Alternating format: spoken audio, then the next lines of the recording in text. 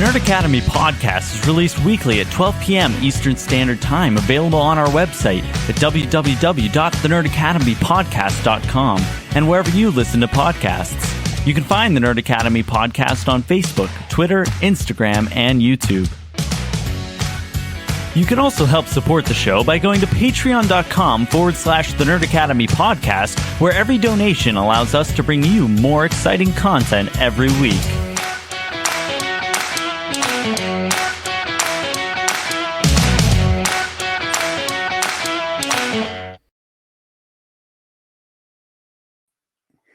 I had to click join studio like 4 times, but let me join. Good morning, class, and welcome back to the Nerd Academy podcast, your source for nerddom news and commentary. I am your host and superior webhead master, Jarod Bachman Stubbs. Travis is not here today. He has his birthday coming up, and he's got to work, and then he has his Magic the Gathering convention he will be at this weekend. So if you're in the greater Pittsburgh area and you're going to the Magic convention happening at David L. Lawrence Convention Center, the name of which I don't remember, go see Travis and meet Travis, because he'll be there if you watch this show, and you'll be in that thing. So go meet the Travis. But while people are meeting the Travis, I am joined by Mitch from the Comic Book Cast. Hey, because Jared squeaked. I thought. I know. I don't know why I turned into like a distressed John Mulaney. I want money. It's like an older Morty. I was over on the bench. No, I'm excited to be. But I was over on the bench. Anyway, I'm done. I don't forget everything else we're going to talk about, apart from the strikes. But I want to talk about Loki.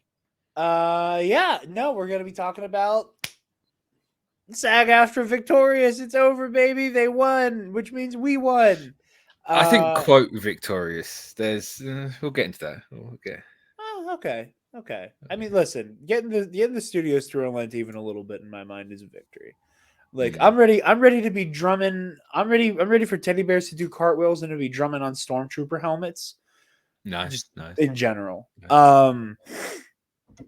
But yeah, no, we're going to be talking about the strikes. We're going to be talking about a little bit of MCU news, a little bit of a shakeup that's going to make next year a little interesting.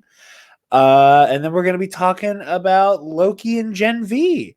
Gen V, this episode is going to be kind of partially it's not partially, it's going to be the season review. It's also just going to share space with us talking about the season finale of Loki. I haven't made up my mind if I'm going to have a Loki season review yet or not.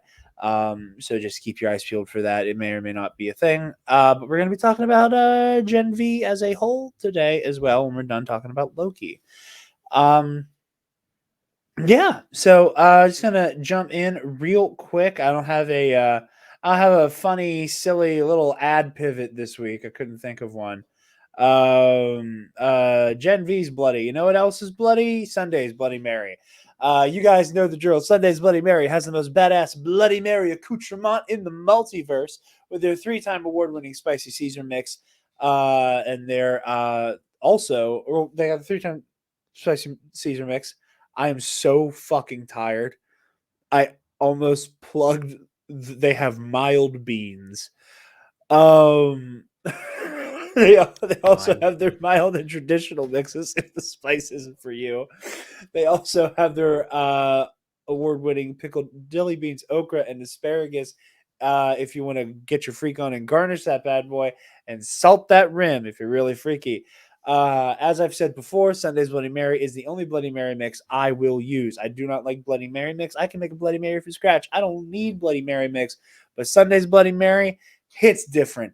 That shit is God tier. So get on over to sundaysbloodymary.com/shops. Use the link in our description below. Use the code TNAP, TNAP at checkout, and get 10% off your order and help out your favorite nerds while you do it. I have a question. Yes. Does Sunday's Bloody Mary go to like international places? Or is it strictly just US? I think it's limited international shipping. Okay. I would recommend just trying to order it and see what happens. Yeah. Because I've never had a Bloody Mary. You never had a Bloody Mary. No, and it's something I've always wanted to try. I've just never had the opportunity to have a Bloody Mary, and it's always made me upset. They're really good. It's really good. It's a really savory flavor profile. Um, I think you'll like it. I think you'll fuck with with a Bloody Mary. I think I would as well. No. The best Bloody Mary I've ever had was one day I went absolutely off the fucking rails making myself a Sunday's Bloody Mary before a live stream.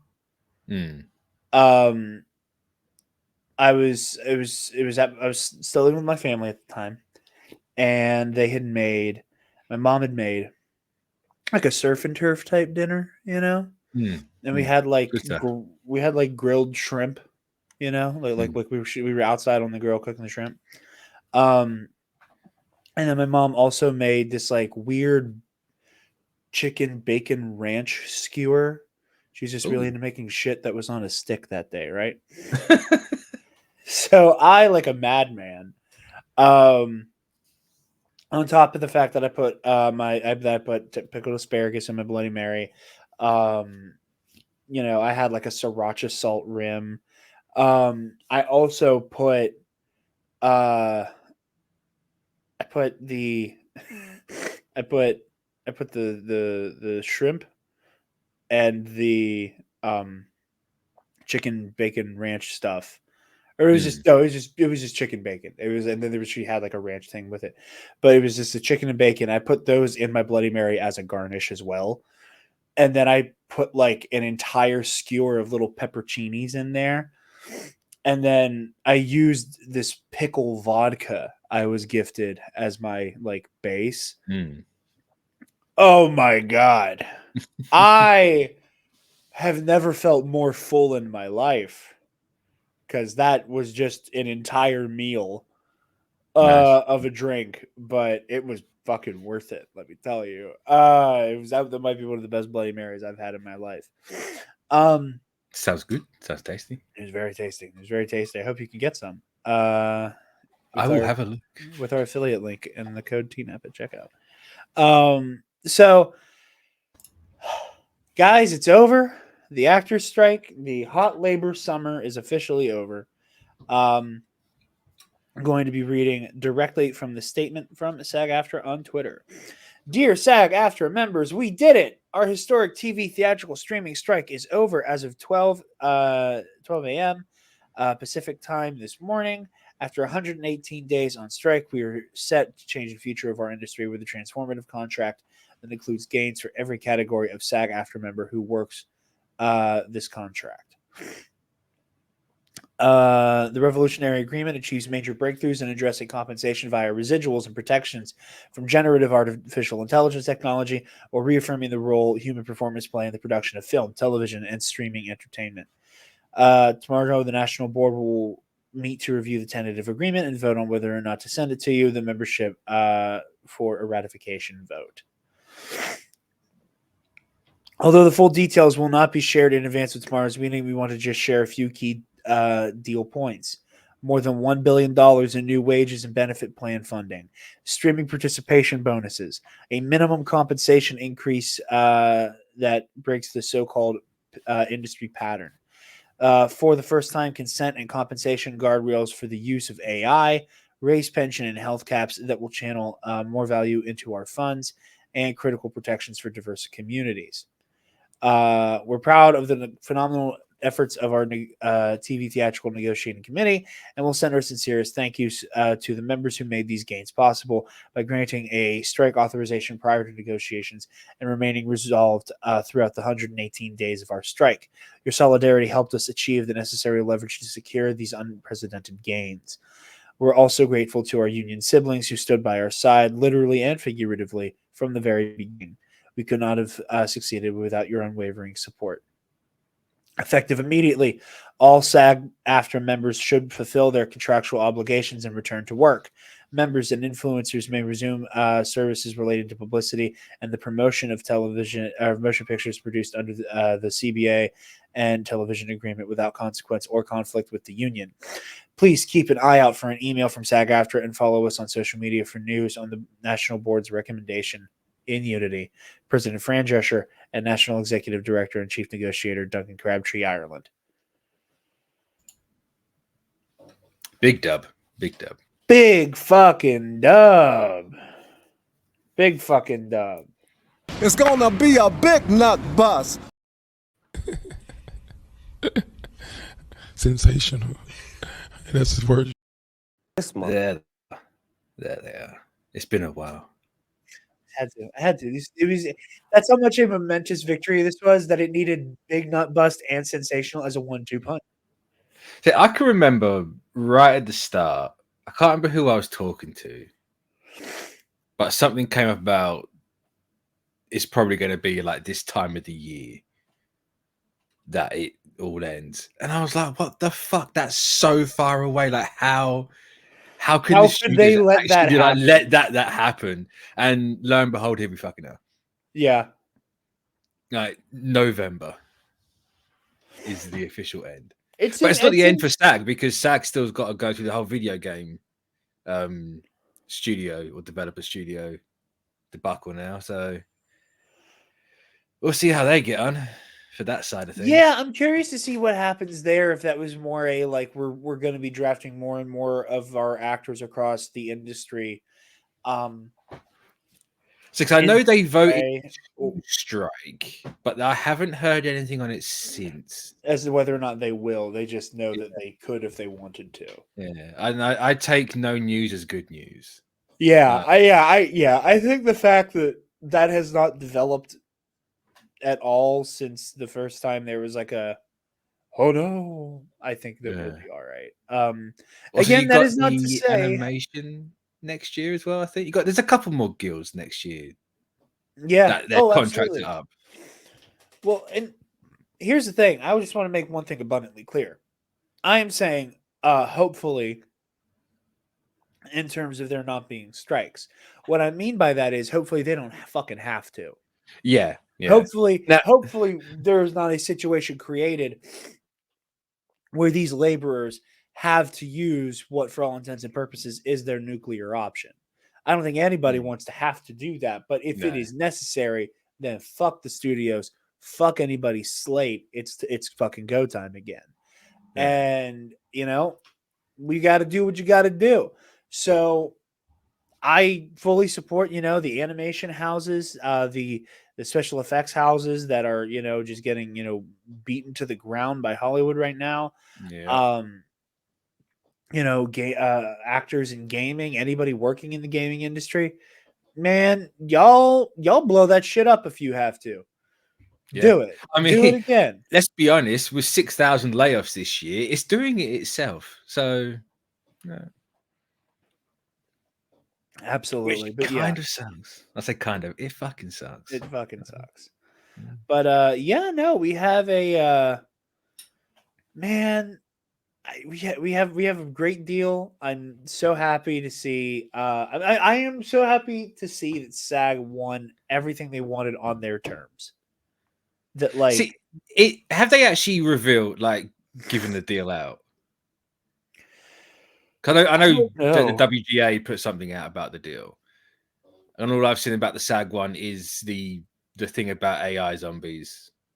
It's like if they want to use Brad Pitt's eyes and Jennifer Aniston's smile on the same body, they need permission from both to go ahead with something like that. I'm not seeing any straight up here is exactly what is the deal, but I know Variety. I think it was Variety put out. It was one of the trades that had that example. It's like if there's recognizable features, they have to have consent to actually do it. Oh yeah. I did see that. Yeah. Here, let me. I'm pretty certain it was Variety. I can understand ignoring Variety at the minute because. Well, I only did a 2-hour episode about only a Variety article last week, so okay. I found the article you're talking about. Jennifer Aniston's eyes and Brad Pitt's smile. How SAG-AFTRA fought AI zombies. SAG-AFTRA had settled dozens of issues ranging from pension and health contributions to page limits for self-tape auditions to pay for background actors. But there was still the small matter of zombies. The union was worried that the studios could use artificial intelligence to reanimate dead actors or create digital Frankenstein or a digital Frankenstein out of the body parts of real actors. Those were among the last deals, or one of the last deal points to fall into place before the union could end its 118-day strike on Wednesday. In the end, SAG-AFTRA did not get every AI restriction it was looking for, but it did get most of it, including a requirement that if a Frankenstein actor contains recognizable features of real-life actors, studios must get permissions from those actors. If you're using Brad Pitt's smile and Jennifer Aniston's eyes, both would have a right of consent, said Duncan Crabtree Ireland, the union's chief negotiator. AI became the dominant topic in the strike over the last 10 days. For actors, it threatens their control over their performance and potentially their livelihoods. Many fear that if they could, studios would not hesitate to replace them with digital versions of themselves. Caitlin Delaney, a member of SAG-AFTRA negotiating committee, said AI provisions are the crowning achievement of the new contract. That was the thing we needed to get right, she said, and we definitely feel like we did. I really believe our members will feel safe and protected with what we got. AI was also the key to the Writers Guild of America negotiations, but it was even more urgent and more complicated for the actors. Both unions feared the way in which their work could be turned against them. Their scripts or performances could be fed into AI training database and used to create quote-unquote new work. For actors, the result might be a synthetic performer who bears no resemblance to a living person, but was nevertheless built out of pieces of real performances. Neither union got the blanket restriction against that kind of training they were looking for. The WGA got an agreement to disagree and the right to fight out the issue in the courts or in further contract negotiation. But in the case of SAG-AFTRA, the union did get protections against the use of recognizable physical features in synthetic performances. The union also won a consent requirement for the use of dead actors' images. Under California law, the estates of dead actors can control the use of the actor's name and likeness for 70 years after their death. But while that covers commercials, endorsements, it does not cover expressive works like movies or TV shows. So when a studio makes a biopic with an actor portraying a famous person, it does not have to get permission from the famous person's estate. But with the advent of AI, a studio could, in theory, make a brand new Western starring a digital version of John Wayne, also without his estate's approval. SAG-AFTRA's negotiators fought back against that, and according to Crabtree Ireland, they won. That is gone, he said. They have to go to the estate. SAG-AFTRA also sought to limit AI consents to a single project.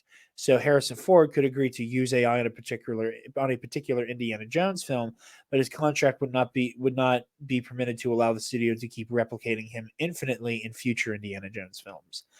Under the final agreement, an AI consent can cover more than one project, but those projects must be spelled out in the contract, Crabtree Ireland said. The union and the studio spent a lot of time working out details of the replication of background actors. On the studio side, some warned that SAG-AFTRA's demands would outlaw some post-production VFX work that is already standard procedure. Full details on the agreement are expected to be released this Friday. So by the time this is out, we probably won't have them.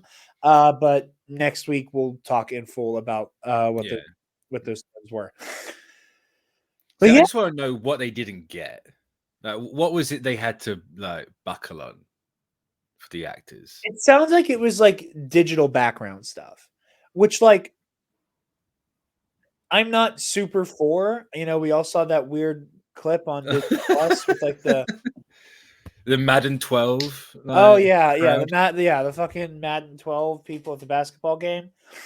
I do think that there are times and places where, AI, you just continuing to use that as a shorthand,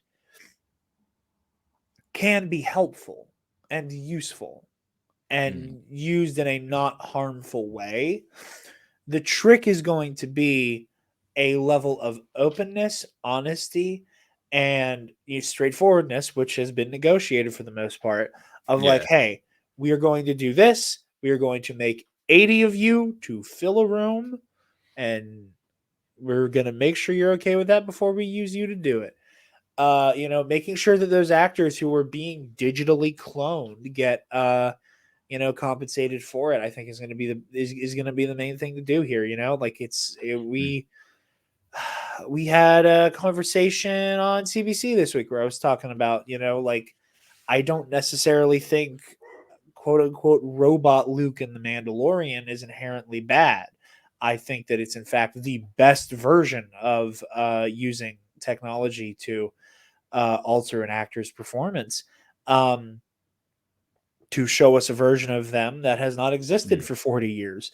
That I think that's cool because of how involved Mark Hamill is with that process.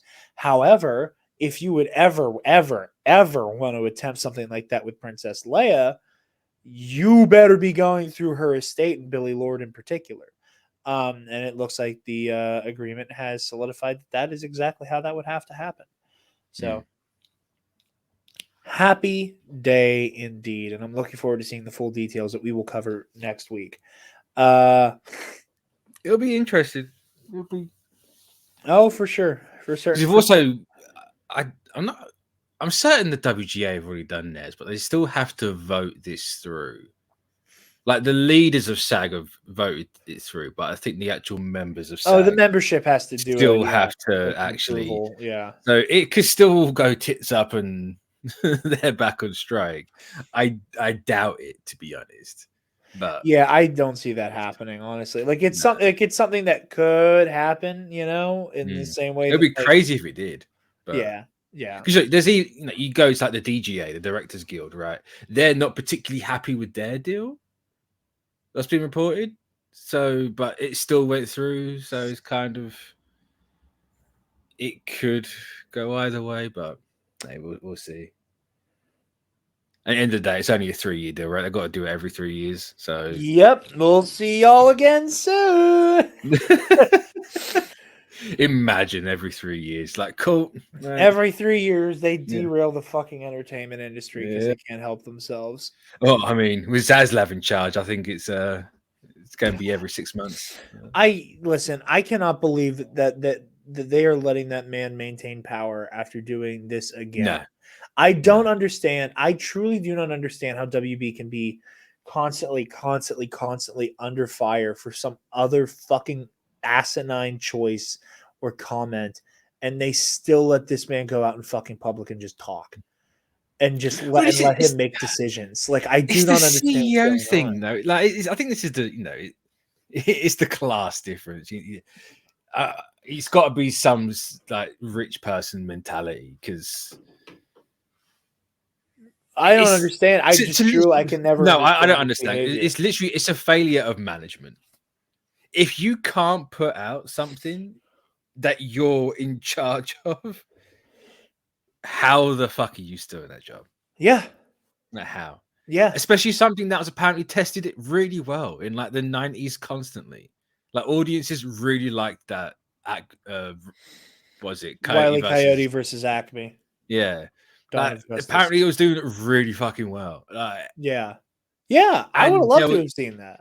Especially when you could have sold it off and got more than 30 million. Why have you got a tax rate? I don't understand that mentality of it. It's a fucking cockroach, that guy. I actually hate Zaslav. Zaslav is a fucking leech. Moving on though. Some interesting news off the heels of the actor strike ending. Is it MCU in shambles?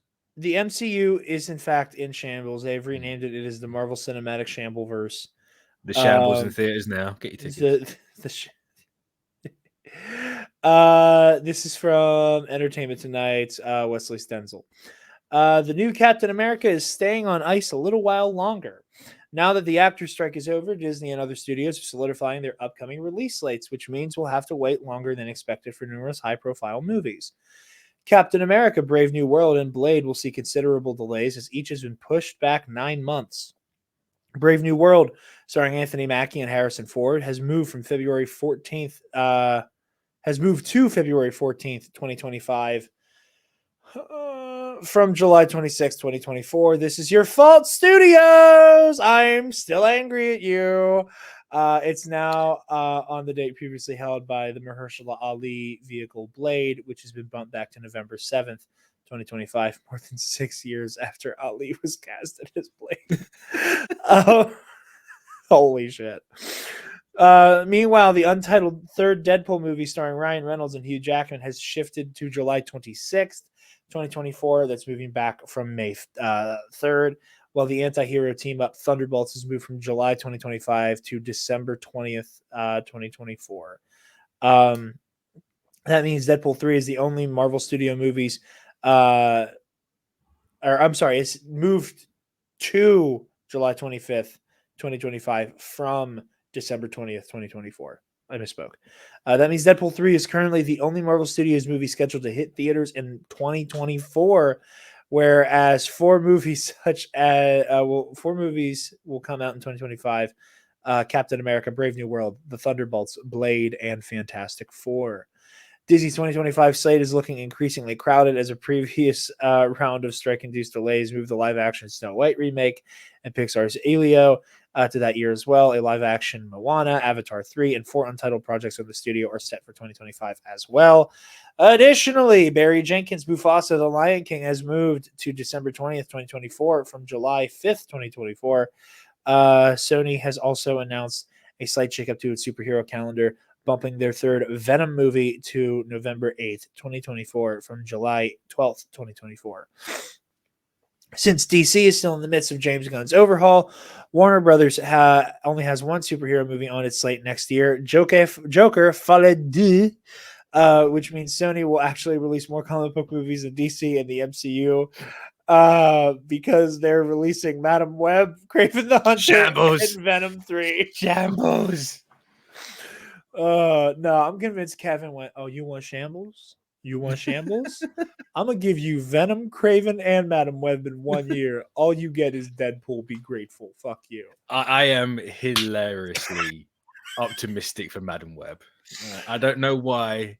Something about that movie. You know what, Mitch? Is scratching the itch. I'm with you. I'm also feeling some kind of way about Madam Web. I'm also hoping for it. I know I shouldn't because track record, but it's something specifically about that one. Yeah, who knows? I'm hoping for it, man. I want Madam Web to be good as hell. I would have wanted Kraven to be good as hell as well. I just saw the trailer and realized it won't be. But it took you to the trailer to realize that. I mean, I like to be fair and optimistic. It is so. Yeah, I like give him a chance. But yeah, no, I mean, I'm not gonna lie. Again, I made the joke. This is on the hands of the studios. The unforced error of the strikes was something they brought on themselves. This could have been ended so much sooner than it needed to be, or than it was forced to be, I should say. But here we stand with a 2025 that is going to have way too many fucking movies in it. Though I do, let's be honest, 2025 is not going to stay as it is. Oh no! There's literally zero chance this all comes out in 25. Fantastic Secret Wars. I'm going to be cremated before Secret Wars comes out. There's no chance I survive to see that movie. No, you'll make it. No, I'm going to be like 80. Mitch, it's only a few years. Jesus Christ. A few years now, there's zero chance it comes out in a few years. Absolutely zero. I mean, it's going to be like 60 years down the line. Feige's actually going to be a robot. There's no way. But I genuinely think the Marvel Studios was actually going to delay the movies anyway. With all the stuff that's been coming out about it and how they're kind of reshuffling and reorganizing themselves. And then you hear that Brave New World wasn't testing great internally. I think it was always going to get pushed back. I think they need to pick themselves up. So regardless of strikes, I think the strikes are just a good excuse to do it. I think it was always heading this direction, which I think it's not inherently a bad thing. I think the strikes also leave room for there to be a conversation about okay, hey, actors, now that we can all talk to each other, how do we feel about this? And Yeah, trying to like, yeah. you know, I think that also has something to do with the fact that now that the actors are back on the board, that is something that like they can actually make calls and decisions about. Yeah. But yeah, no, I'm still excited for every single one of those movies. You know, Blade, Cap, Deadpool. It's gonna be a hot Deadpool summer next year, baby. It is. I can't wait. I can't wait. What do we get in Marvel TV wise? Because that's gonna be crazy that we only have Echo. one Marvel movie. Yeah, we have Echo at the beginning of the year. Yeah, that all drops at once.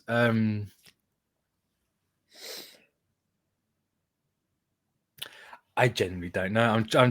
They've moved so many times. Yeah, here, let me look.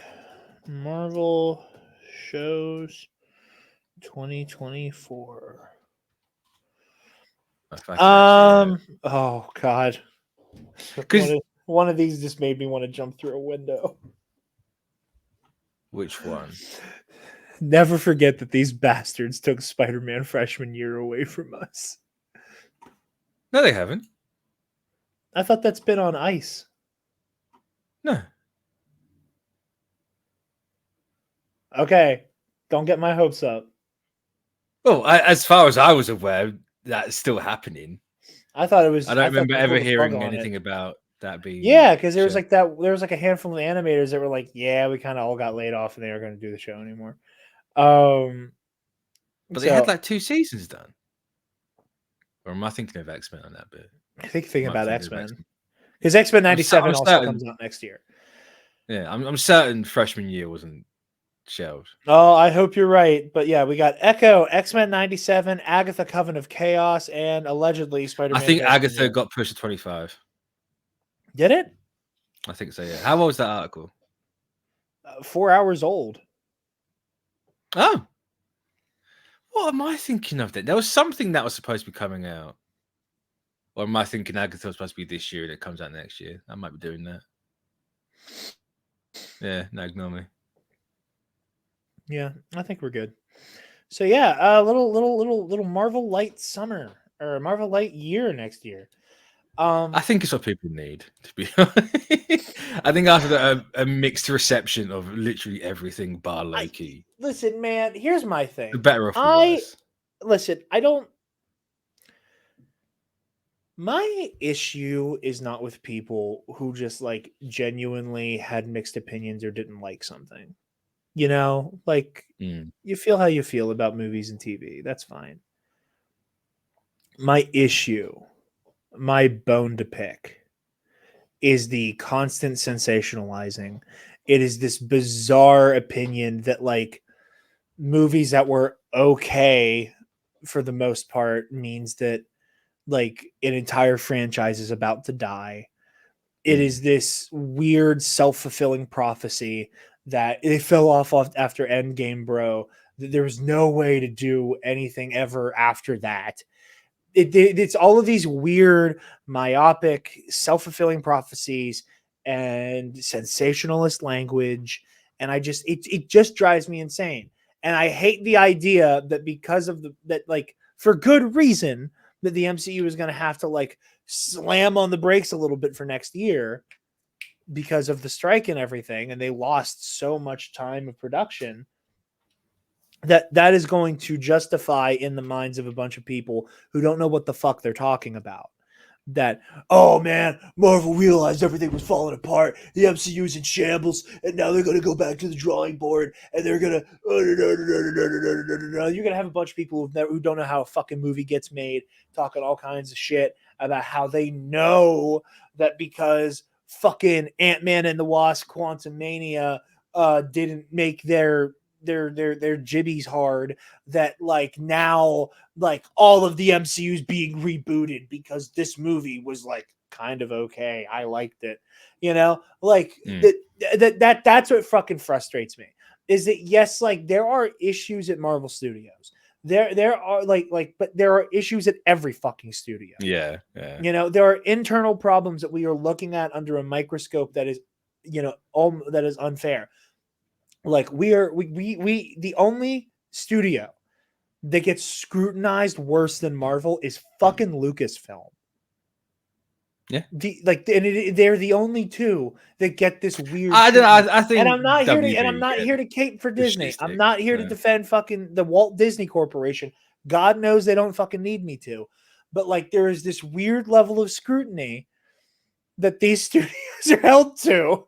That, you know, like it was like the joke Alden said, like, you know, if fucking Kevin Feige or Kathleen Kennedy, you know, go to order lunch for the office and someone ends up with mustard on their sandwich that they didn't want, like it's gonna be on the front page of fucking Variety talking about how Lucasfilm and Marvel Studios are like actively burning down. Rome is on fire because Joe the fucking key grip got pickles on his BLT.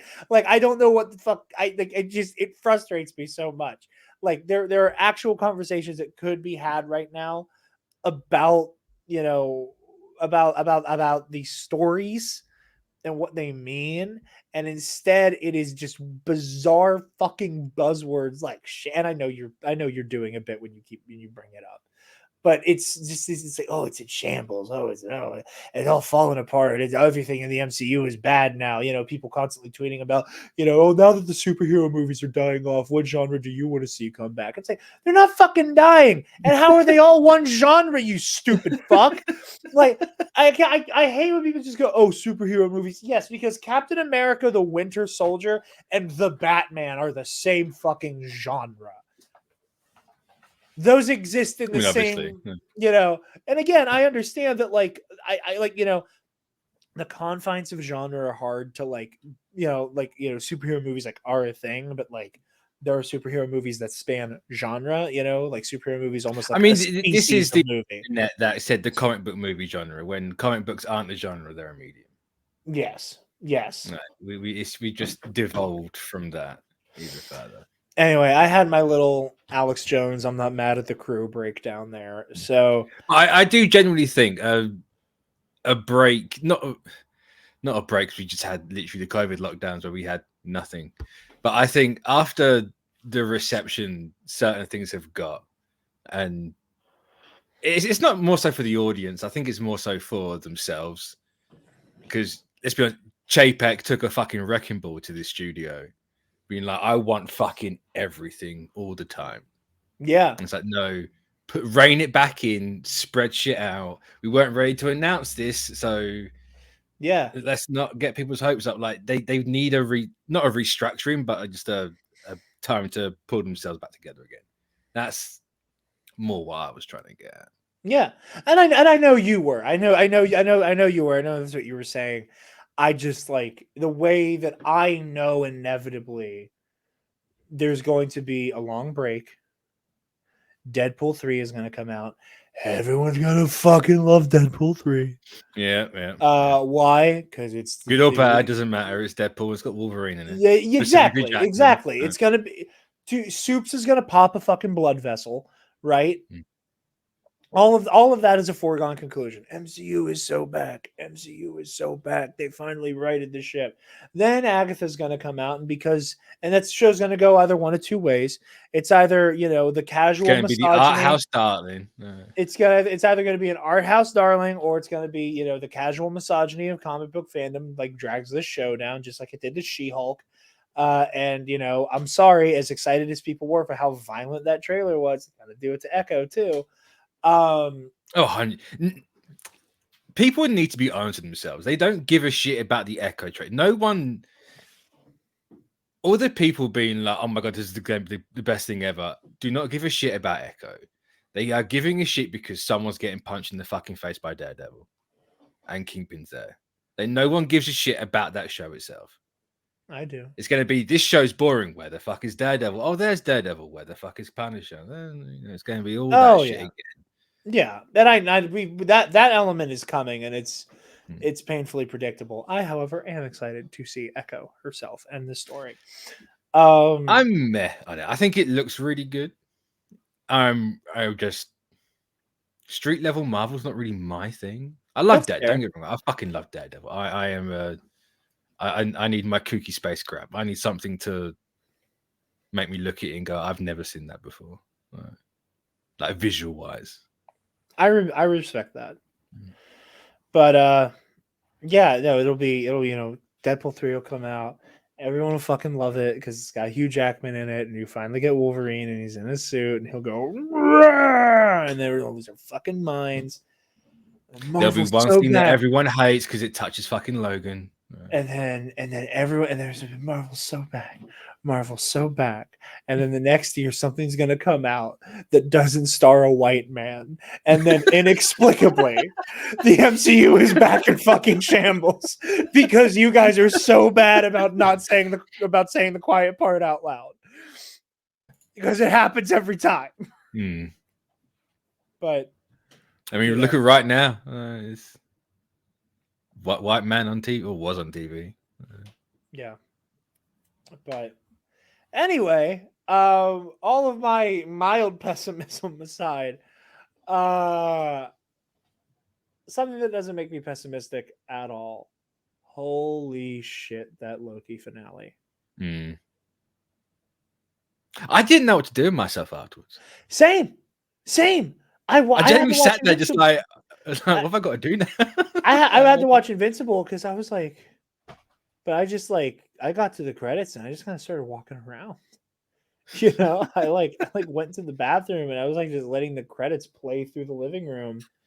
And the only reason why I actually changed what I was doing is because Disney Plus had the fucking audacity to advertise Secret Invasion to me. And I was like, if I can get off my screen. Yeah. Get your money laundering away from me. But yeah, it's because I was expecting a season 3, right? There's zero chance they haven't got a third season for this show. Zero chance. I don't know what. Now I genuinely think there's a zero chance we get a season 3. I can't see them actually carrying this on. I think Loki is held here until like a Kang Dynasty or Secret Wars. I mean, because they can't leave this literally hanging there. There has to be something to do with this in one. Of course, this is like his next. This is the next step on his metamorphosis. You know, I mean, I feel like it's kind of a given that like he is way too ingrained in the future of the timeline and the multiverse for him to not like be accounted for when it all goes to shit. You know. But no,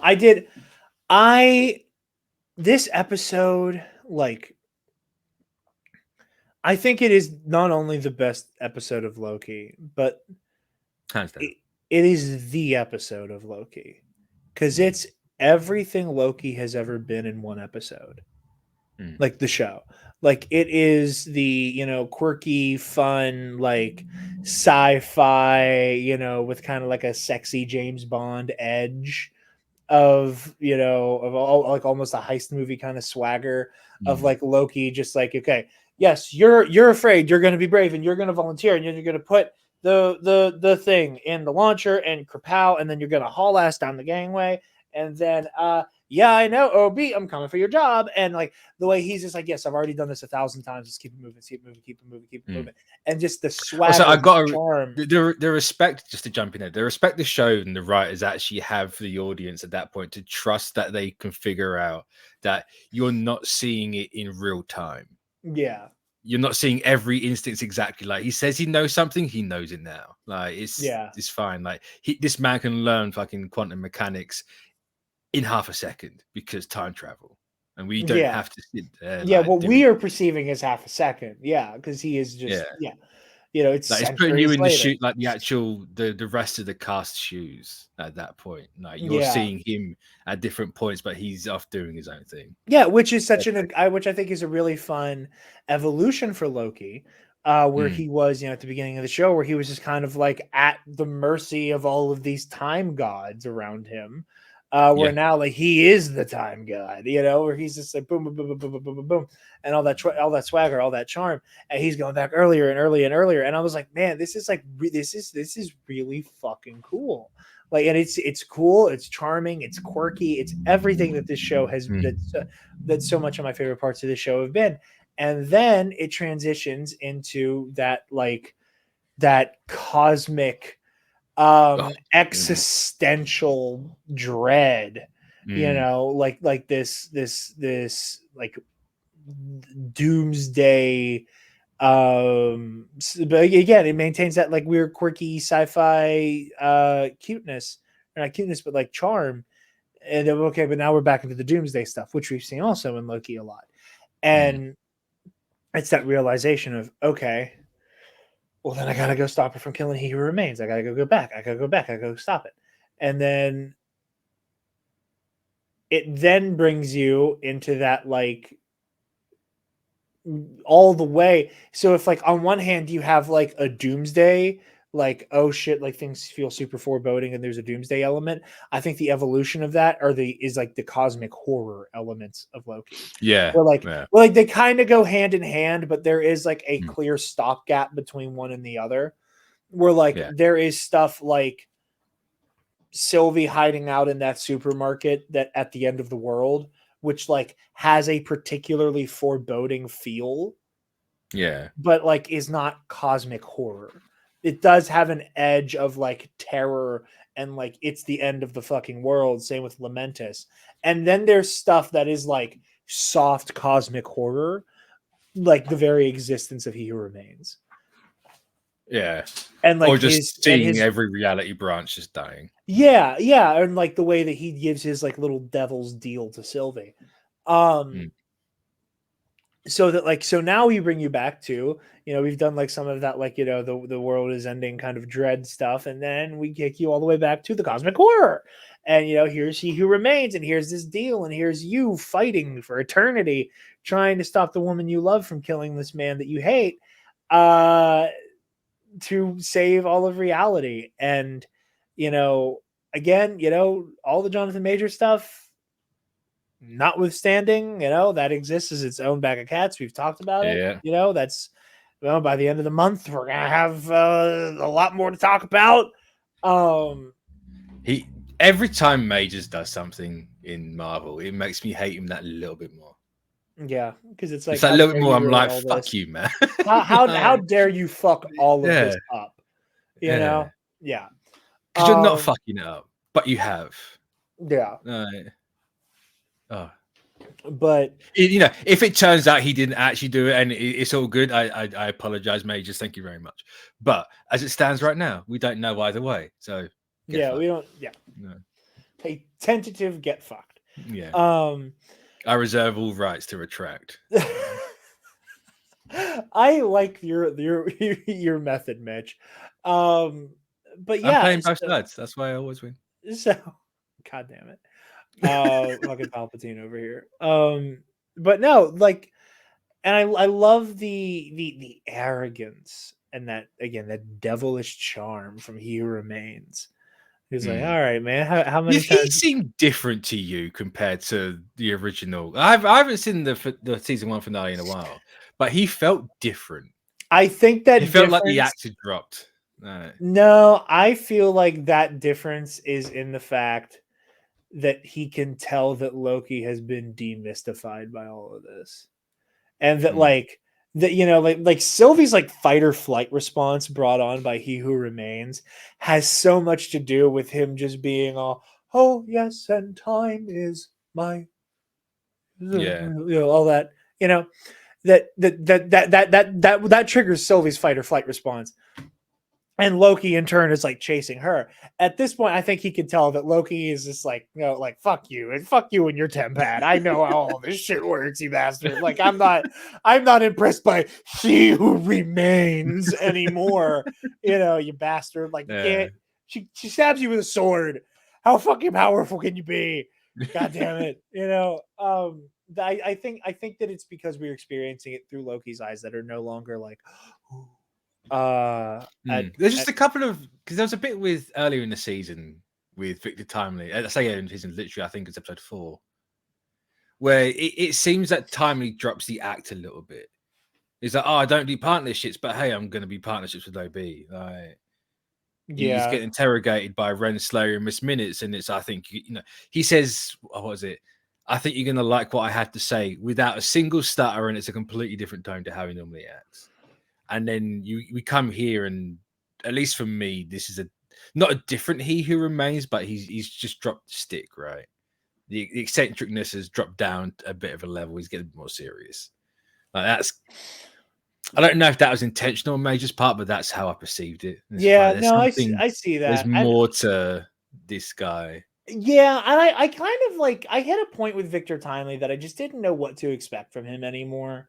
That like, you know, he has his moment where he's like fully ready to sell out the like Team Loki to Renslayer and Miss Minutes, and then he gets recruited back. I think, as you say for Sylvie, right? It's fight or flight. This poor man has zero. Oh yeah. I mean, there seems like to be like a glee to him of like which team he's going to be on. And then he gets saved, and then it's all time to be brave.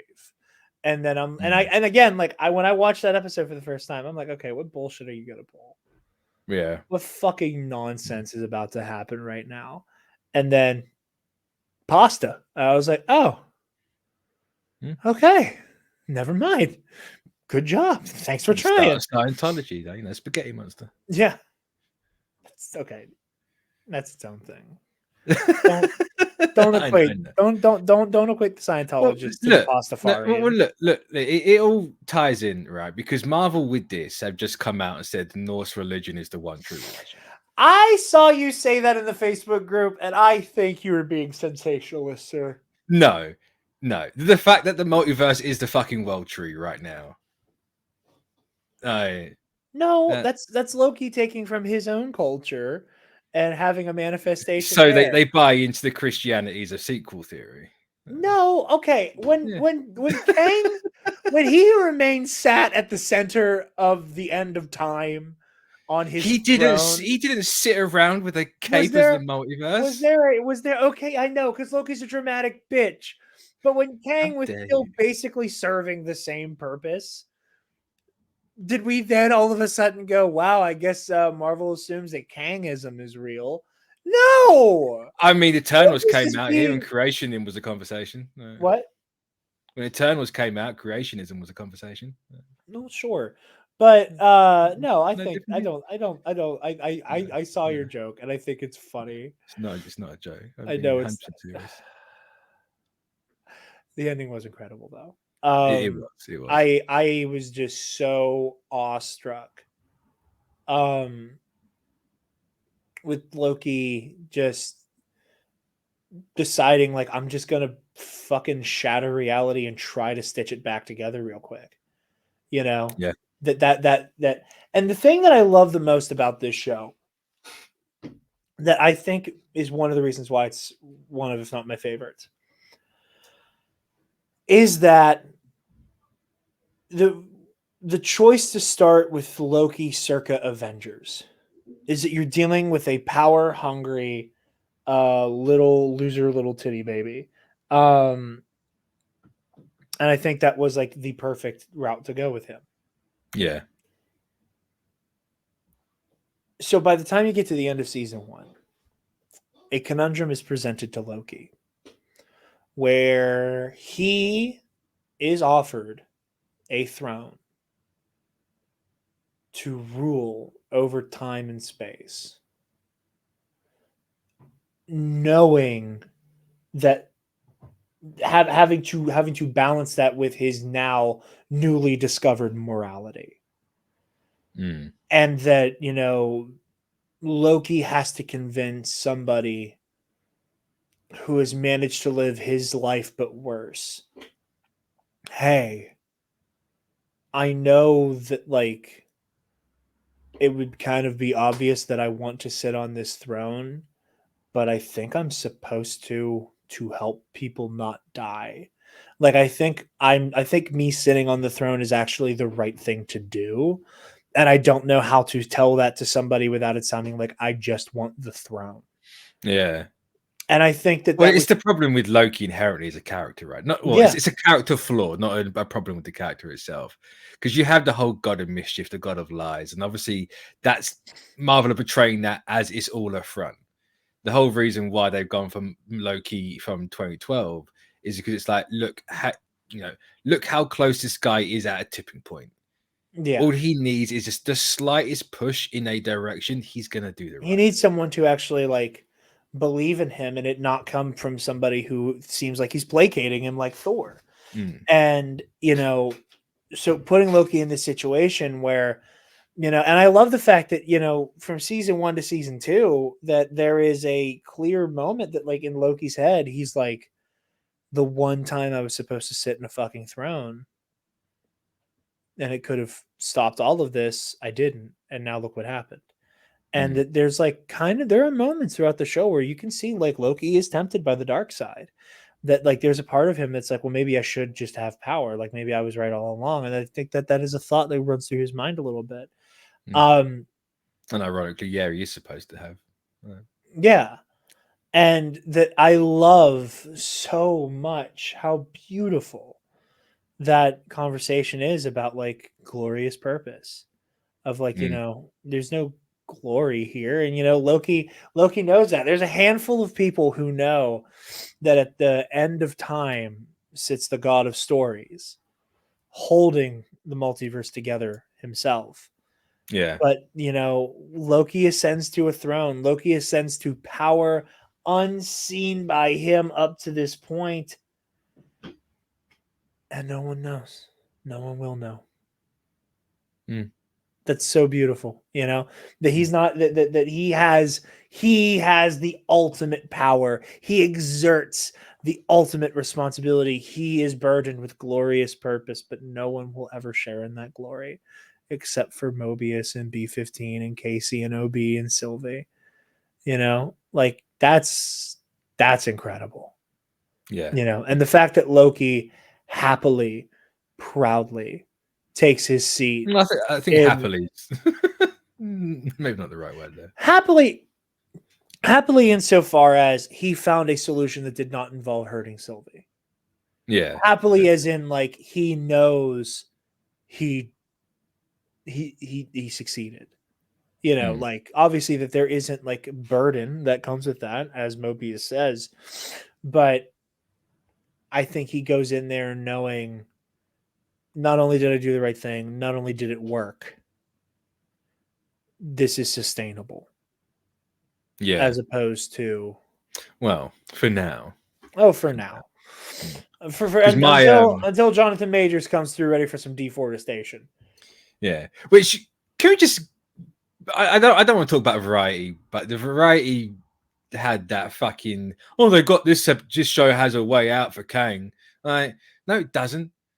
The show specifically states I was waiting he's still a fucking problem. It's such a weird, like, it's setting up Kang for the big bad, and it's like all they did was like, hey, you found those He Who Remains variants? Yeah, there are some. Hey, Ant-Man Quantumania happened. Yeah, they handled it. That's what they say. Yeah. 616 adjacent, which is it's obviously the quantum realm, yeah. But I also was like so confused by what the fuck that meant. I knew when I read that in the article, I was like, there's not gonna be a damn thing about Kang in this fucking show. No. So just because Victor Timely's out the fucking pitch doesn't mean Kang's out. Yeah. But yeah, I think Kang's just proving that people are dumber than I thought. Oh yeah. I know not everyone saw Quantumania, right? But everyone's seen that fucking post-credit scene with the Council of Kangs. So how can you see that many fucking Kangs and still go, there's a way out of it? Like, because you kill one, don't fucking mean there ain't an infinite more number. No. I said it before and I'll say it again. I don't know why we don't just recast him. I just don't understand why that's like so not an option on the table for so many people. Yeah. It's just so silly to me. I know they said that. I'm not entirely sure if they meant it this way, but when Scarlet Witch became a Nexus being officially, they said something about Kang also being a Nexus being. And my idea was, it's like, oh, cool. A Nexus being in the MCU is you are constant, therefore you are the one actor. But then they had Cumberbatch be Cumberbatch the entire time. Right. Yeah. And it's like, well, they haven't said anything about him being one, but doesn't necessarily mean he isn't one, you know? But well, there's also the fact you know, just again talking about recasting and Jonathan Majors real quick. That sure, you know, there is the idea of across the multiverse, the same person looks slightly different. Don Cheadle does not look anything like Terrence Howard. No, and nobody noticed in the MCU. No, At no point was there a conversation of, I mean, hey, no one knows Brody. that Gemma Chan was two different people either. Let's be honest. Yeah, I mean, obviously there's that as well, you know, but there you get a little bit more leeway because it was like, hey, like one of them was like, you know, blue and like is all like, and the other one she just looks like Gemma Chan. You know, it's like Andy Serkis in Star Wars. It's like, you know, you got to do Snoke, and because you were all CGI that's apples and oranges for me. One's entirely CGI. Well, but I think the point stands of like, you know, if you do some type of like effects or makeup heavy role, I think that it is perfectly like reasonable to be like, okay, and now you can do that just in a normal outfit. But you know, like everyone's like, oh yeah, but like, you know, no one had a fit. I mean, in universe, there was never a need to describe and explain why Rhodey's skin got darker, hairline receded, got taller.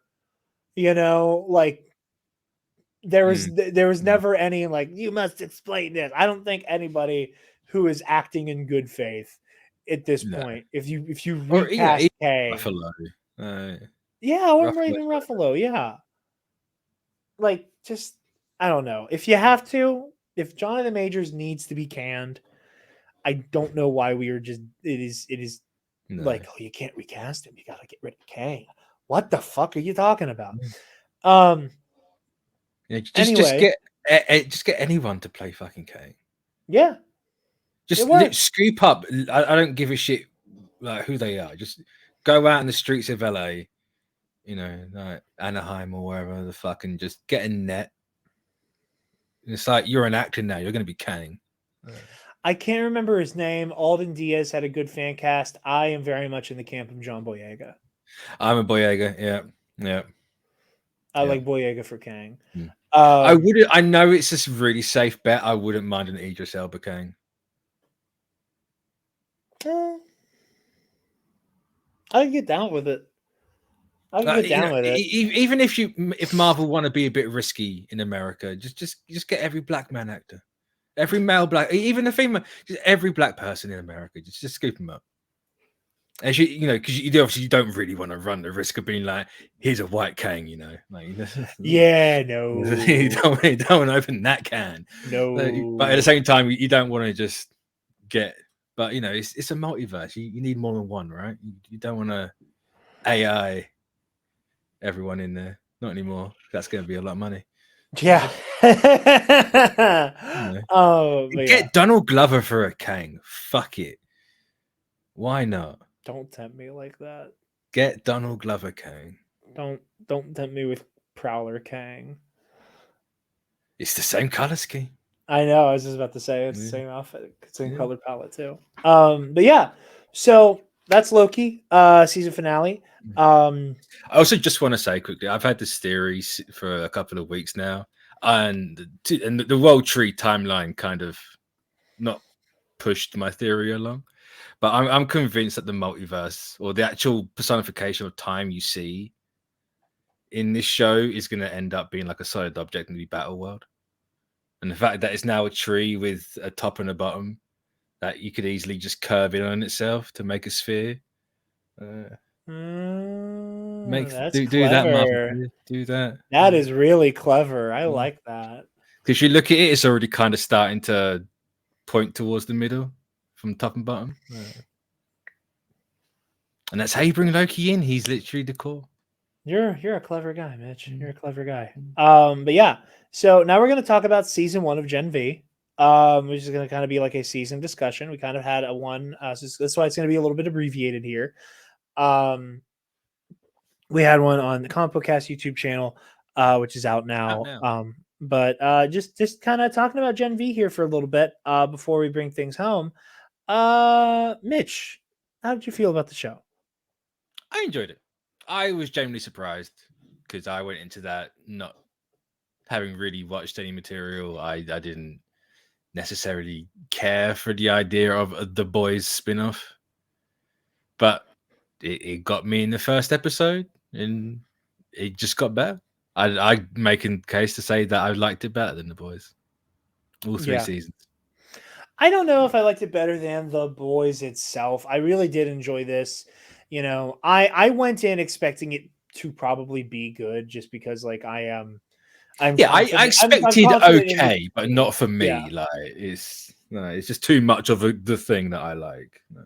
Yeah, like I'm confident in this team. I was like, I'm gonna watch it. I fucking love The Boys. But I also I watched the first trailer and then nothing else. So I had no idea what to expect. I didn't know what to expect in terms of characterization. I didn't know what to expect in terms of who all we were going to be following. I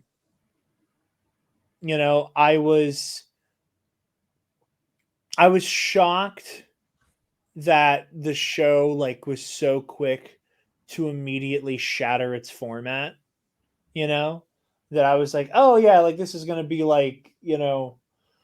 superhero school, and it's going to be whatever, and it's immediately, oh no, this has nothing to do with the superhero school, this is all a secret lab. Oh my god, this is fucking awful. Awful as in horrible things are happening. Yeah. The show spends very little time wanting to even give you the veneer of this being actually they know, academic right? institution. It's going to be the same with Marvel. Marvel's going to be like, hey, mutant school, moving on.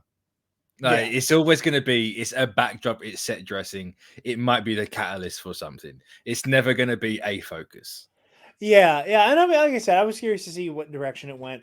I really was impressed with a lot of the commentary about climbing the social ladders, and how you have heroes of color, queer heroes, who are put in situations where they not only have to go above and beyond to be considered the equal of their white or heteronormative counterparts, but in many cases are punished for rising to the occasion, which I thought was deeply fascinating. And there's this very interesting exploration about the way that mentors are, meant to be, these shepherds and guardians and protectors. And that you see the way that, people like Brink, people like Dean Sheedy, they take advantage of that power. They take advantage of the ability of a student, and the implicit trust in a student, to be, manipulated, and have them be bribed and tormented with the promises of greater things, to ultimately sell their soul to it. You see the way that Kate is manipulated and turned to the dark side, and in turn further radicalized by Sheedy's manipulation, to the point where it, those chickens come to roost, and it costs Sheedy her life. You see it in the way that Jordan felt so very connected to Brink because of the acceptance that they were shown by him.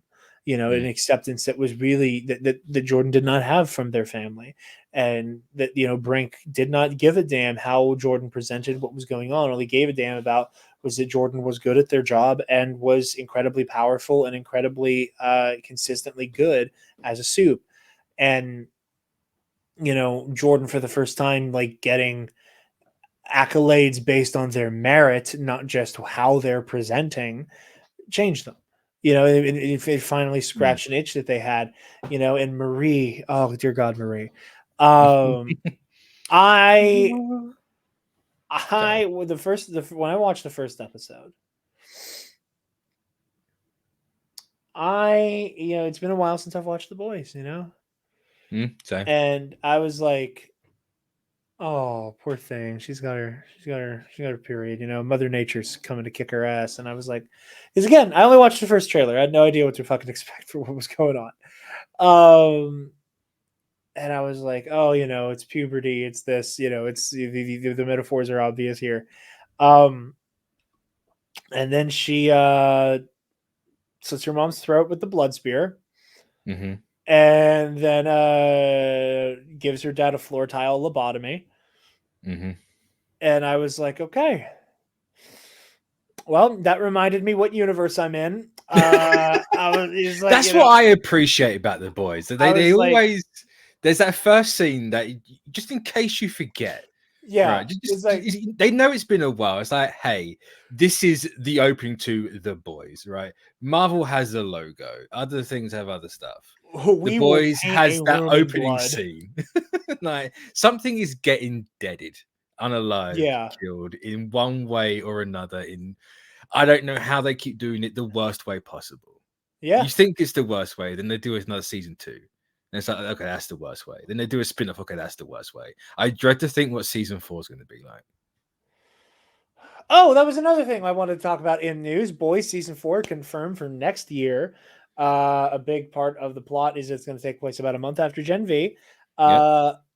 We got Homelander standing trial for lasering that guy. And from those posters that were released, I think he's running for president. Homelander's going to run for president, right? Yeah. I mean, this is the obvious MAGA allegory, right? There's no way he doesn't run for president. There's no way they don't do that. There's your season 4 opening right there. That's horrendous. Yeah. There's no way they don't lean in on hey, this guy's Trump. Like this guy that shouldn't be running for power is going to be running for power, right? That's not that when he needs it. That's the scariest thing. He doesn't need to be president, but he's going to get it. Yeah, because it'll make him inexplicably more powerful. No, I love it. And again, I'm excited for Homelander to run for president. But Jarod cancelled? No. Yes. I'm excited for the Homelander presidency plot line. I also want to know how they tie these characters into that season. Because The Boys season 3 set up Mary. I can't remember her name. It is Mary, isn't it? Like the lead of the Gen V.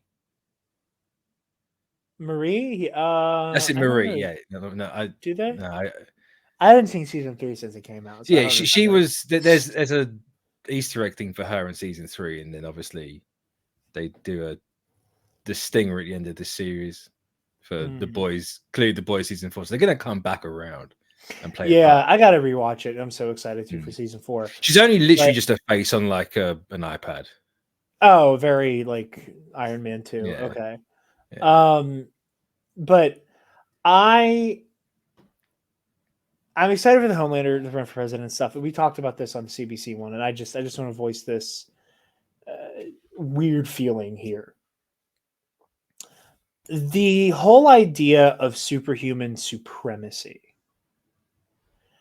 I think that the Homelander's obvious like Trump allegory of you have somebody who is kind of a moral and ideological vacuum, who doesn't really have a real ideology. Their only ideology is self-service. Their only ideology is I want to improve my station. I want additional influence. I want additional power. I want additional attention. And how easy it is to take that person who is a void of any belief other than this desire for influence and attention, and how easy it is to radicalize that person. Because when you are already so swept up in your own ego and your own identity as just, I am the greatest, it is easy for you to then find persecution everywhere you go. And again, for as on the nose as the boys can be sometimes, the way that they really did depict the real-time radicalization of Donald Trump is kind of impressive. That again, you start with somebody with this vacuous morality and philosophy, and then by the end they're like a full-throated like white nationalist. And in this case here, he is a, like superhuman supremacist, because, the people have very real fears about like what's about, the way that superhumans act with impunity. And we've now broached this part of the conversation where like, yeah. And like, there's like, actually a lot of people who are powered, and a lot of those people who are powered are, fucking youngins, they're like late teens, early 20s. So the whole idea of superhuman supremacy through the eyes of Homelander, I think, works really well, because you have the superhumans who want to side with him, like the adult heroes who are doing shit for heroes in quotation marks, who are working for Vought as well, who want to aid Homelander in his quest for superhuman supremacy. And then you have your average Joe who fully believes in what he's saying and believes that Homelander is this great hero because he keeps us safe. And it also comes with all of that fascist ideology and iconography that comes with it. The place where Gen V, I think, has really, really made this metaphor really complicated is that, I said this on CBC, I think they're running the risk of turning them into the mutants. That if there is an actual government like push to in some way regulate or tamp down on soups, it's not impossible for what happens next to be a step too far, or that there could very well be a situation where whatever the Newman administration chooses to do, assuming she gets into office here, or maybe it turns into like it's Newman versus Homelander for the fucking presidency. Jesus Christ. Man,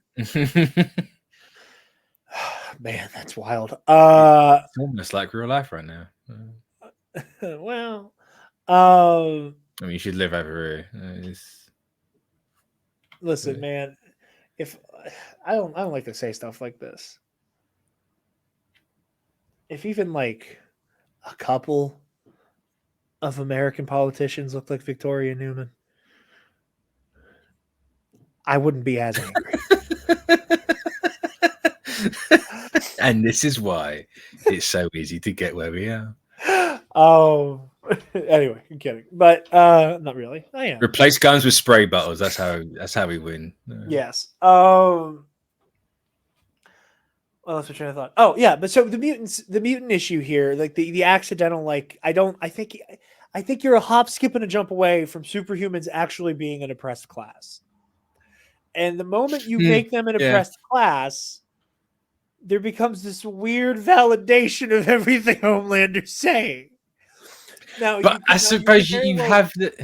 You can very well go the angle that Vought wants to do that because it's good for Homelander's brand, and what's good for his brand is good for them. And that, like, that, like, that's what it's all going to come down to, right? It's all about Vought and how they just manipulate. So obviously, they've manipulated this for one way or another to get to the situation, right? Yeah. But I wonder if they're going to play the angle of they can't be an oppressed class because they're the aggressor. They can't be the oppressed class because they're the aggressor, and also you can't be an oppressed class if you can drop a building on somebody. However, you can be the oppressed class if you can drop a building on somebody, and we've built like special bombs or robots or a plague to do a genocide to you and the people like you. So I'm like waiting to see where they go with this metaphor, because I think at first, like, the whole idea of like superhuman supremacy being this like this analog to white supremacy of, it's not to say that you don't have issues and that there aren't like systematic institutional things working against you, but so much more of the institutions were built for you that like you have this inherent leg up, that the fact that we even bring it up makes you angry that we're not going to get anywhere with this. And I really want to pick like. And I think that's been working. Sorry, I think it's been working so well here that introducing this element where they could be an oppressed class and like we could have fucking Sentinels or something next. I think it runs the risk of muddying it. And I said this on CBC, and I stand by it. I think that it was a big mistake having one of the chants be Soup Lives Matter. I think that even if it is not the intention of the writers, and it is not Eric Kripke's intent to to have people misinterpret that, I think it's clearly meant to be a White Lives Matter parody, but White Lives Matter is a parody of Black Lives Matter. And I think that specific choice is going to really muddy the waters and fuck with the metaphor here, but that's just me. I really, because it is Seth Rogen that produces the show, isn't it? Yeah. I want to know, because I'm certain Kripke's Jewish as well. So I want to say it was him and Rogan talking about Israel and Palestine recently. It was definitely Rogan. It might be someone else. I wonder if that's an angle they're going for, and it's that way, right? Like the soups are Israel and the rest of the world's Palestine.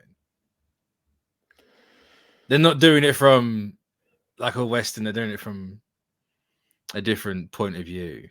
I mean, it still gets very muddied very quickly. You're throwing everything at it. I mean, using the specific example of like Israel and Palestine, of like, I think that is an interesting comparison, because you do have like Israel, a nation that exists because of like rampant anti-Semitism the world over, and because of the Third Reich, that is now committing heinous acts of genocide itself.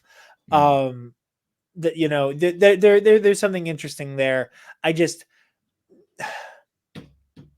The fact that you had Rufus do the clear like reflection of the Jews will not replace us thing. Yeah. That like you already had a chant. Yeah. You were like maybe have it be like, you will not contain us. Yeah. You will like, and have it just be this like very forward facing, like we refuse to have our power impeded on because we are your superior. I'm excited to see where the show goes. And I love, I continue to love the way that The Boys depicts radicalization. Again, they did the Homelander Trump style, I am a moral void and the only thing I care about is me and my influence and my power and people paying attention to me. And if being a Nazi makes people pay attention, I guess I'm a fucking Nazi. You have that. And I also loved that with Sam, there is this element of somebody who is just so sheltered, who doesn't understand what's happening, but has this very specific trauma that putting him in a room full of like Homelander supporters is like the ultimate way to turn this guy into a fucking Looney Tune. More of a Looney Tune than, I guess I should say, Muppet, but I was going to say a bit more Muppetry. Yeah, one of my favorite scenes in The Boys. Just I know. I know. Both of them. I like the puppet fight. I don't know how I felt about the puppet sex scene. I don't know. I think one. I think because the sex one was just, it was too close, and I think that's why it's pushed it just a little bit. It could have gone so wrong, but it went so right, and I was dead the entire time. I was just cackling. I think it just went too far into the realm of the bizarre, and I was like, all right, this is just a little uncomfortable. I don't think I like this. I'll accept the guy blowing up a man's asshole because he should, but I don't know how I feel about like the puppet like riding and moaning. I don't need this at all. It's just The Boys' version of Avenue Q. Everyone's a little bit racist. It's true. But yeah, no. I love Gen V. I cannot wait for Police Season 4, man. When's boy? Do we have a date for that, or is it just a year? Just 2024. That's all they said. Oh, man, that means the end of 24th. I know he's come out and said that it's like this is halfway done, this is a quarter way done, this is a third way done. It's like, I don't give a shit. Give me a date. No, just tell me when. Just tell me when. Obviously, I give a shit when how stuff's going and everything. Yeah. Give man's a number for date. Like reasonable work workload there.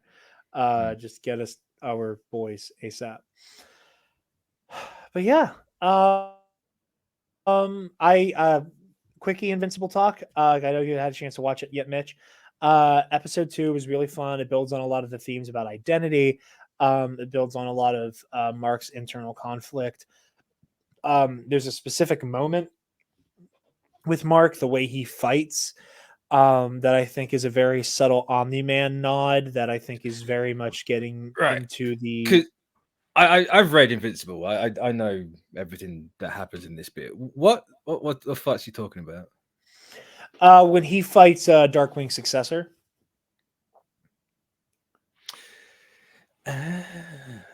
He does a little like neck chop. To KO him, and I was like, with all of the I'm not like my father, you're not like your father, you're not like your father, I'm not like my father, that like that's how he took out the immortal, my friend. Like, just saying, man. I know we talked about the other day. You haven't read Invincible, have you? I've not read Invincible, no. Do you know anything about anything that happens? Nope. Oh my! Oh, I'm so jealous. I am experiencing this in real time. Show. I want to be there for like every step that you find out. This is all a fully new experience for me. I went into season 1 avoid seen everything. I'm going to. That's why I said I'm not going to read shit because I'm too invested now. Yeah. So the reason why I brought that up was I was going to ask if someone was there, and I'm like, no. He said the other day that he doesn't know anything. It's just like, can't mention that name. Not that you would know, but there's all the stuff that's coming. But yeah, no. So I was very interested in the way that he and again, it's a very simple, like, hey man, I need you to come with me. No, Omni-Man, you're Omni-Man's kid, and therefore you're also as bad. And it's like the fact that it is that framing of you're Omni-Man's kid, which means that you are just like Omni-Man. And the sins of the fathers, the sins of the son. Yeah, which is again continued through later in the episode because Mark has to fight the monster in Atlantis. That's.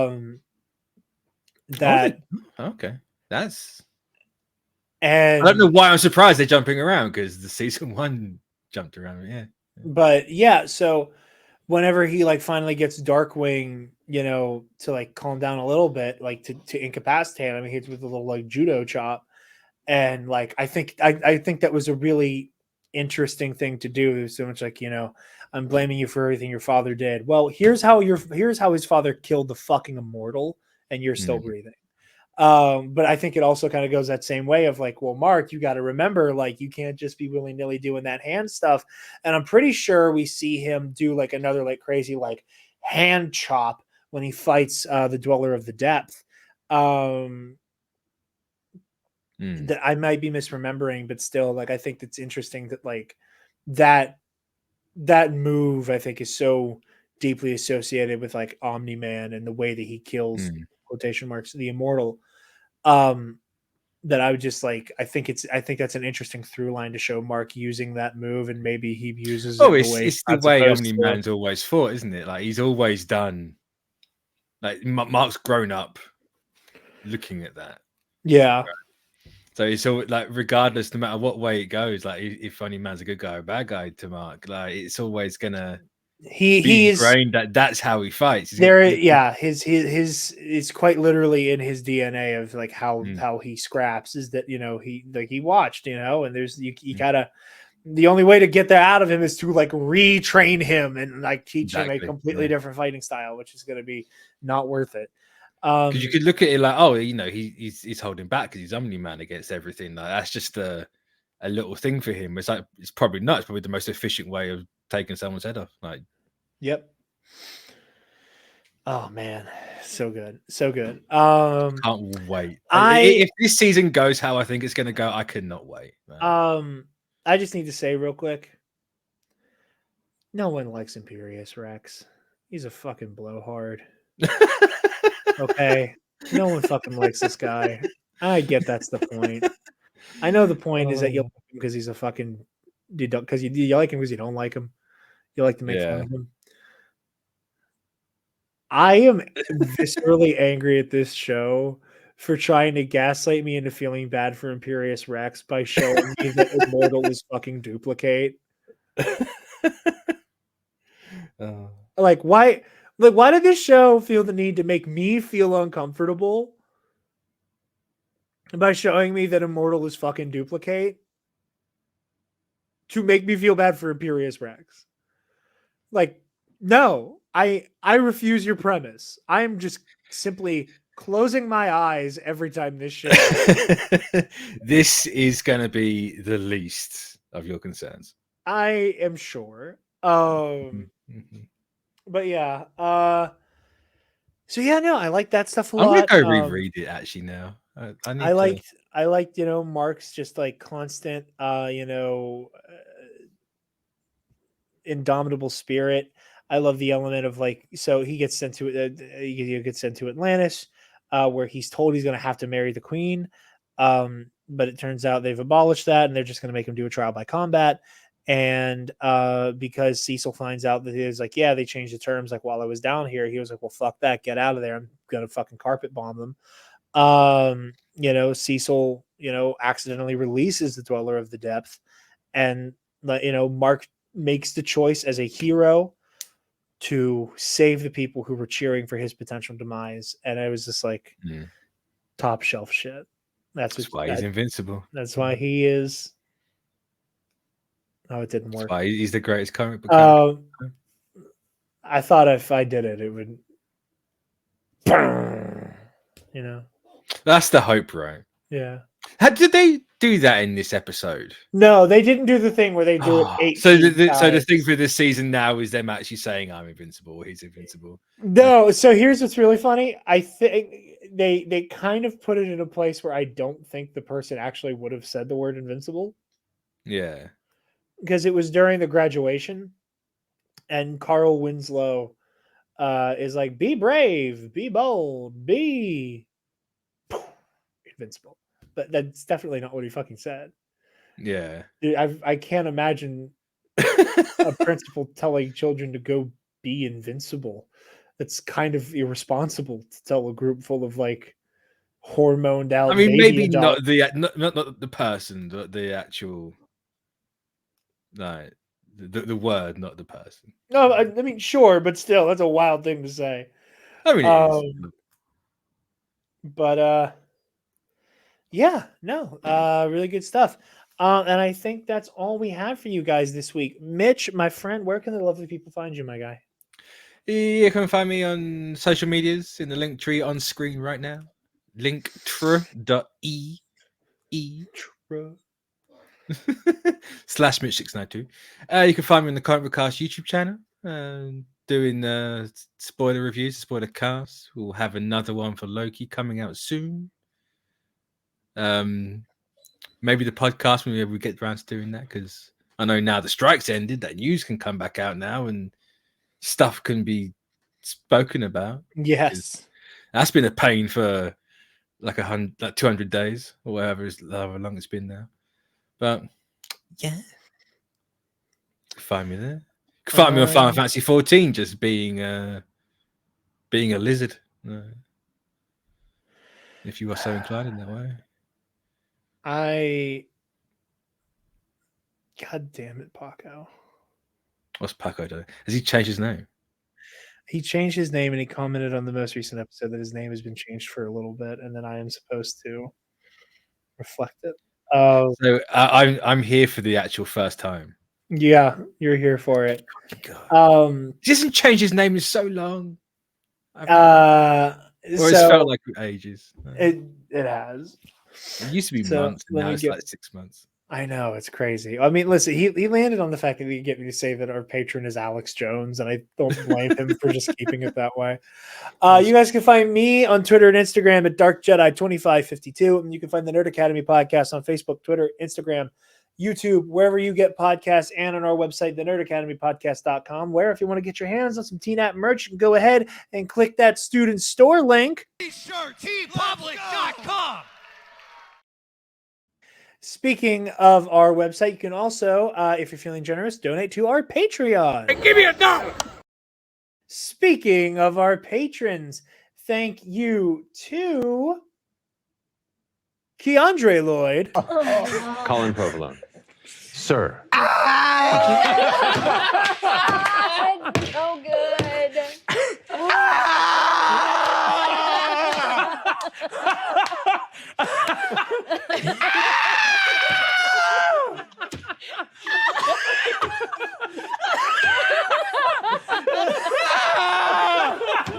Steal yourself, Colin! Steal yourself! This is me stealing myself. And thank you Sorry. to. Okay, you ready? No, not yet. I'm not comfortable. All right, go. Alonix Jonas. All right, ladies and gentlemen.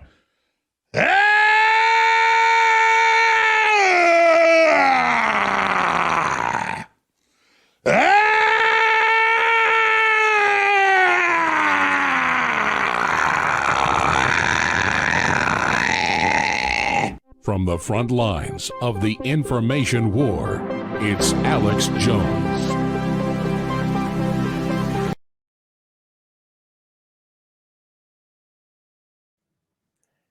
What was that in reference? Alonix Jonas. He put Elon Musk and Alex Jones together To to create a chimera monster of dipshittery.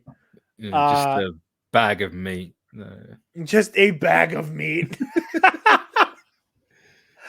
And thank you to our last $10 patron, Ray Clausen, who asked that you donate to Equality Texas and help keep queer kids safe in the Lone Star State.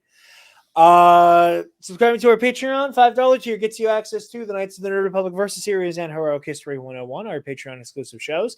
And you can also get shouted out at the end of every episode at the $10 tier, like the lovely people you heard me just mention earlier. Anyway, guys, thank you very much. Next week, fingers crossed, there will be a review for the Marvels. There might be a Loki season conversation. I'm not 100% sure yet. Stay tuned. Getting some of the Versus Series stuff out as well. So yeah, thank you for your patience on that. And yeah, go watch Comic Book Cast if you aren't already. If you're here, that boggles my mind. And yeah, class dismissed. Stop! Move away from the cookie jar.